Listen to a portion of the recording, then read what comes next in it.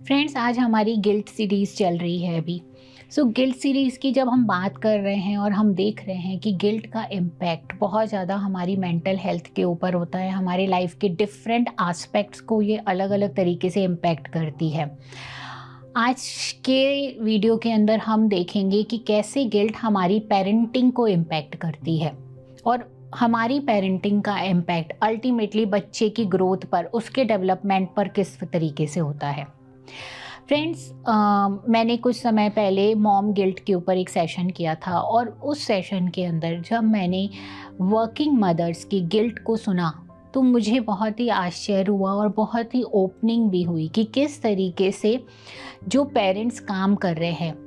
Guilt तो वैसे भी पेरेंट्स को किसी भी वजह से हो सकती है, कोई पर्सन गिल्ट लेडन वैसे भी हो सकता है क्योंकि वो कैरी कर रहे होते हैं बचपन से गिल्ट की फीलिंग्स। कहीं ना कहीं उनके पेरेंट्स ने या सोसाइटी ने कल्चरली उनके अंदर ये डाली होती है गिल्ट की फीलिंग, खुद को नॉट गुड इनफ समझने की फीलिंग, खुद को दूसरों के सामने प्रूव करने की फीलिंग, एक अच्छा बच्चा बनने की फीलिंग डाली गई होती है उनके अंदर।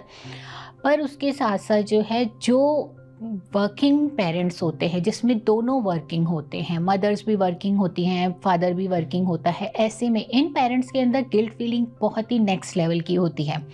खासकर मदर्स के अंदर गिल्ट फीलिंग बहुत ज़्यादा होती है क्योंकि पेरेंट्स जो फादर्स होते हैं उनके लिए सोशली जो ये रोल है वर्किंग फादर का, वो अप्रूव्ड रोल है। पर मदर के लिए ये नया रोल स्टार्ट हुआ है जो एक वर्किंग मदर्स हैं उनके लिए।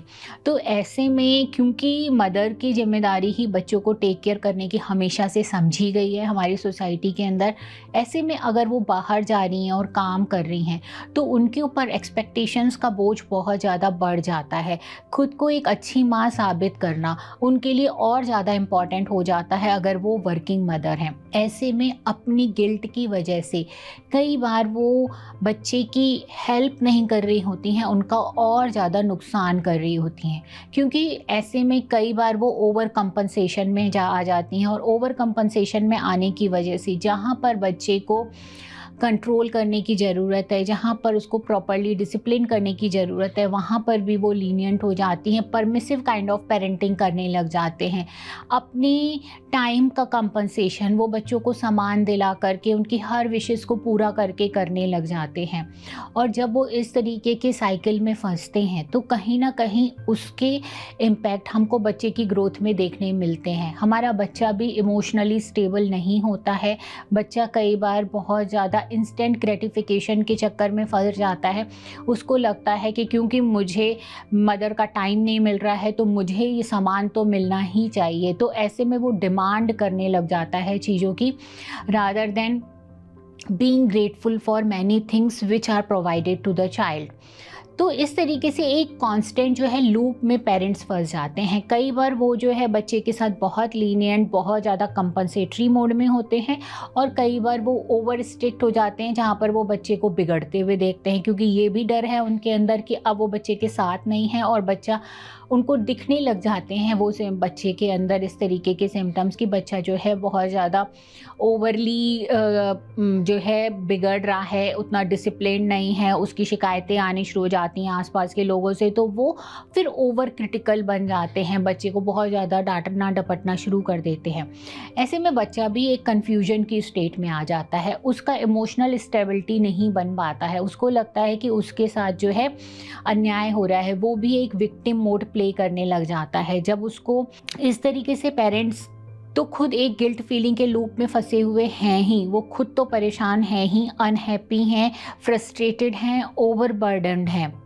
ऐसे में जो मदर्स बहुत ज़्यादा गिल्ट फीलिंग से भरी हुई हैं, उनको बहुत ज़्यादा ओवर एग्जॉस्टेड एक सुपर वूमन की तरह काम करते हुए देखा मैंने सुना उनकी स्टोरीज़ को कि किस तरीके से सुबह 6 बजे उठ करके रात को 12 बजे वो पैकअप करके सोने जाती हैं। And I really thought it's over burdening for them. और ये कहीं ना कहीं उनकी जब नीड स्लीप की पूरी नहीं हो रही है, सेल्फ नीड्स पूरी नहीं हो रही हैं, वो खुश नहीं हैं, 24 घंटे एक टिक टिक टिक टिक घड़ी के हिसाब से भाग रही हैं, तो अपने इमोशंस को भी प्रोसेस नहीं कर पा रही हैं, अपनी हेल्थ का ध्यान नहीं रख पा रही हैं, तो अंदर से फ्रस्ट्रेटेड और चिड़चिड़ापन अपने आप आएगा। That is so natural for them. और अगर ये आना शुरू होता है तो ये पेरेंटिंग में भी रिफ्लेक्ट होता है, बच्चे के साथ रिलेशनशिप पे भी इम्पैक्ट होता है। कई बार बच्चे की गलती ना होते हुए भी उसको डांट देना भी हो सकता है। अपने हस्बैंड के साथ रिलेशनशिप में इम्पैक्ट होता है, हस्बैंड वाइफ के बीच में तनातनी, लड़ाई झगड़े बढ़ने शुरू हो जाते हैं, उसका क्लियर इम्पैक्ट हमें बच्चे की हेल्थ पे दिखता हुआ है। तो हम देख सकते हैं कि अगर पेरेंट्स के अंदर एक गिल्ट फीलिंग है तो वो ओवरडू की तरफ जा रहे हैं, कंपनसेशन की तरफ जा रहे हैं, और वो जितना ओवरडू और जितना कंपनसेशन की तरफ जा रहे हैं, ना सिर्फ खुद बर्नड आउट हो रहे हैं, ना सिर्फ खुद ओवरवर्कड हो रहे हैं, बल्कि बच्चे की मेंटल हेल्थ के ऊपर और भी ज़्यादा टोल है, क्योंकि वो बच्चे के अंदर भी अपनी गिल्ट फीलिंग को ट्रांसफ़र कर रहे हैं। वो कहीं ना कहीं अपने फ्रस्ट्रेशन को बच्चे को इस तरीके से कमांड दे करके कि मैं तुम्हारे लिए क्या नहीं करता हूँ, तुम्हारी खुशी के लिए ही मैं सब कुछ कर रहा हूँ, तुम समझते नहीं हो, और इस तरीके इसके डायलॉग मारने शुरू कर देते हैं, जो बच्चे को भी गिल्ट ट्रिप की तरफ लेके जाता है। तो पेरेंटिंग के अंदर गिल्ट जो है बहुत ज़्यादा नुकसान करता है पेरेंट्स की अपनी मेंटल हेल्थ को, उनके अंदर स्ट्रेस लेवल बढ़ाने, ओवर थिंकिंग बढ़ाने, एंग्जाइटी को बढ़ाने में, और साथ के साथ जो है बच्चे के डेवलपमेंट को बहुत ज़्यादा इम्पैक्ट करता है।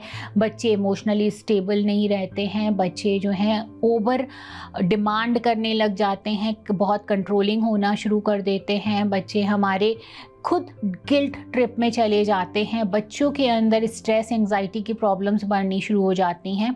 सो parents, I will really invite you to be aware of this feeling. अपनी फीलिंग के ऊपर काम करिए। अगर आप अपनी फीलिंग पे काम करेंगे, आप खुश रहेंगे, आप अपने आप को इट्स ओके बोलेंगे कि I don't have to just prove myself as a good parent, I just have to see मेरे बच्चे के साथ मेरा कनेक्शन और बॉन्डिंग कितना है। जब आप ये सोचोगे और आप बच्चे के साथ एक क्वालिटी टाइम स्पेंड करने की तरफ जाओगे, रादर देन अपनी क्वांटिटी के ऊपर फोकस करने पे और ये सोचने के कि मैं क्या नहीं दे पाया, जब आप ये सोचोगे कि क्या मैं अच्छा दे सकता हूँ, ये जो लिमिटेड टाइम है इसमें बच्चे को रिक्वायर्ड क्या है।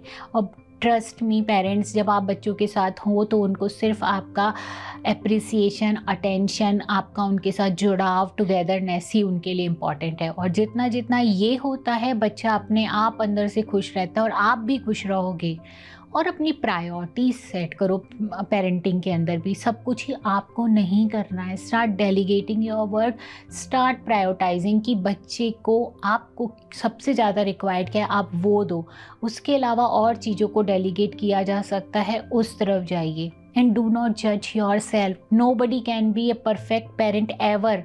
कोई कितना भी अच्छा होगा ना, फिर भी वो परफेक्ट पेरेंट नहीं हो सकता। हम उसके बच्चे से पूछेंगे तो हमें पता चलेगा कहीं ना कोई शिकायत उनके बच्चों को होगी ही होगी। तो नहीं ट्राई करो परफेक्ट होने की, तुम नहीं बन सकते, कोई नहीं बन सकता। Just accept yourself as a just a human being, just a parent, and just go for जो आपकी इंटरनल इंस्टिंक्ट बोलती है। And give your child more and more love, rather than कि मार्क्स बहुत अच्छे आने चाहिए या फिर मेरा बच्चा बहुत वेल बिहेव्ड होना चाहिए। इसके बजाय थोड़ा बच्चे की को अटेंशन और लव पे अगर ज़्यादा फोकस करेंगे, बच्चे ज़्यादा हेल्दी हमारे डेवलप होंगे। सो आई होप मेरा ये वीडियो आपके लिए हेल्पफुल होगा। और अगर पेरेंट्स आपको लगता है कि आप नहीं अपने ऊपर काम कर पा रहे हो, so please take professional help, क्योंकि आपकी ली हुई हेल्प आपके बच्चों के लिए बहुत हेल्पफुल हो सकती है।